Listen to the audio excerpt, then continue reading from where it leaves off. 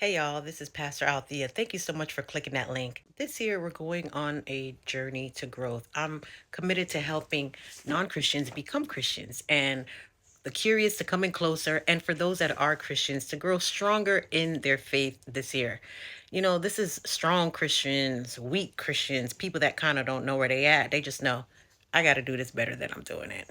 Listen, Christianity is progressive by nature. The biblical theme that we see all throughout scriptures is always pointing to this idea that the relationship that we have with Jesus is now, right? The work of the cross is now, it happened.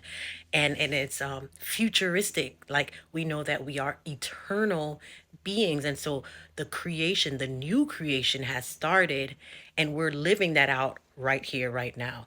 And so there's always this tension of what has already happened, but what is not yet come. And so when we practice spiritual growth, we're practicing it in that space. And that's the tension that we just live with as Christians. It takes intentionality. It takes a lot of practicing. I know that's weird, but it's trying and trying again. And it's not a work that we do separate from God. God helps us. He does this work in us, through us. And this is the nature of being a Christian.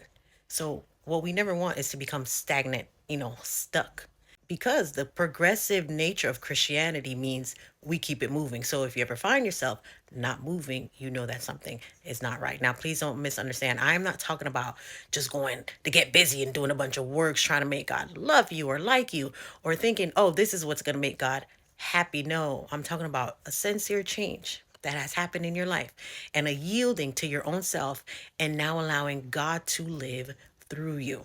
And so that can look so differently every day. You wake up and you make yourself available to God in so many different ways. Most times it's making yourself available to other people.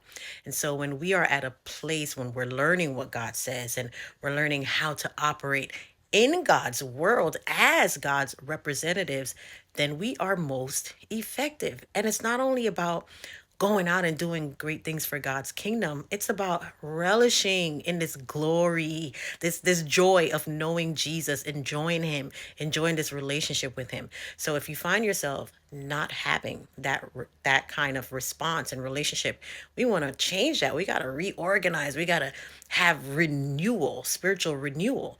And so a lot of times that comes by way of community and intentionality.